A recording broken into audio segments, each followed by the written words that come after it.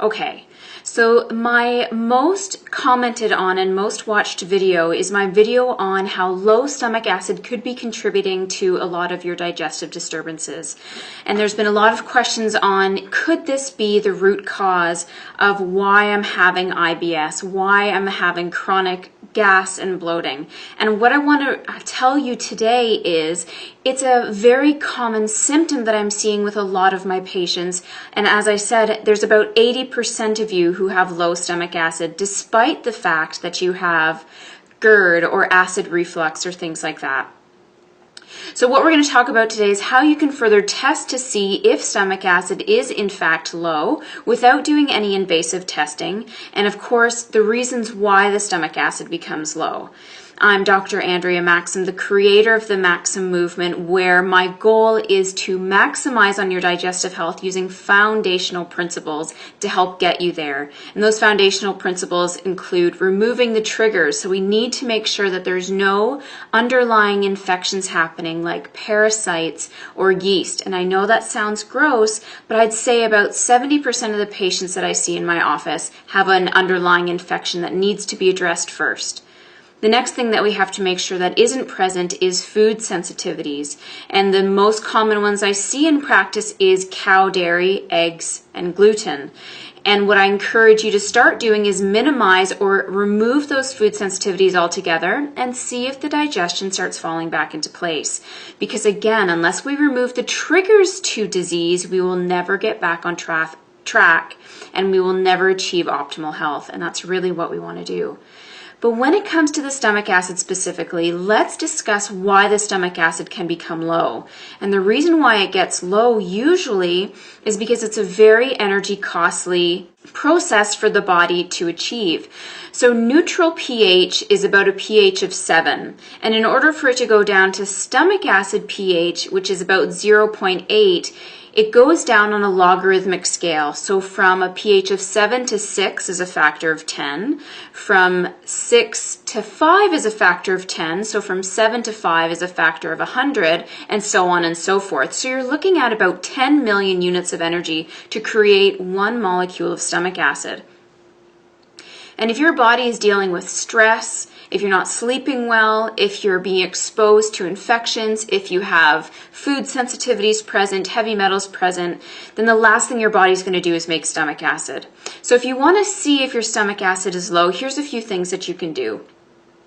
One is I do a zinc tally challenge in my office, which takes about 10 seconds.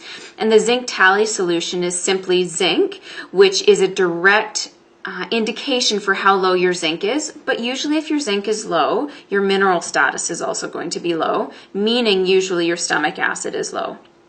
The other product that I like to use is what I call a betaine HCl challenge. So this product is the product that I personally use just because I'm the most comfortable with it. And what we do is we give you these betaine HCl capsules. So it's hydrochloric acid capsules, as you can see on the label. Oops. And we do one capsule after a meal each day. So each day we're also going to increase by 2 after a meal, then 3 after a meal, to a maximum of 6. And you certainly don't want to be going above 6, because what will happen is we'll start actually giving your body too much stomach acid too quickly, and it can start causing inflammation. And we don't want to be disrupting your body any more than it already is. So tomorrow you would have 1 capsule after every meal, the next day 2 capsules after a meal, and so on and so forth. And what we're hoping to achieve is this very gentle warming sensation. And what that warming sensation means is we've achieved your tolerance level for the stomach acid, or the HCl, if you will. And what that means is your max dose would be, let's say, 5 capsules, because that's where the warming sensation happened. What you then do is you reduce that by 1 capsule after every meal, and that becomes your maintenance dosage. And slowly but surely you'll find a few weeks later 4 capsules becomes too much because you get that warming sensation. And then eventually 3 capsules will, and 2 capsules will. So what we're doing is we're slowly titrating you up to figure out where your tolerance is. and then slowly but surely taking you off the capsules, meaning that your body is starting to produce stomach acid all on its own.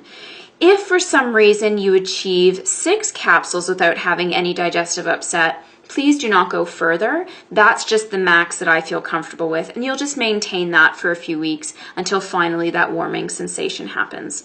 So this is something that you can try at home by going to the health food store and picking up a bottle of betaine HCl capsules. What I will say is I can't guarantee what the tolerance dosage will be on any other product other than the Thorne product. So I can't tell you where that upper limit's going to be. So please use your discretion. And of course, if you want medical guidance, please find a naturopathic doctor in your area. Or you can always contact me. Again, I am Dr. Andrea Maxim, naturopathic doctor, and the creator of the Maxim movement, where we are trying to maximize on your digestive health in order to provide you with optimal health in the long run. Any questions or concerns, please don't hesitate to ask. The link to that previous video that I mentioned is coming up. And then, of course, if you want to receive these free videos, every week I try to post one, please subscribe to my channel and become an avid member. Please send your comments as well. I love to get the dialogue. And as always, have a happy and healthy day.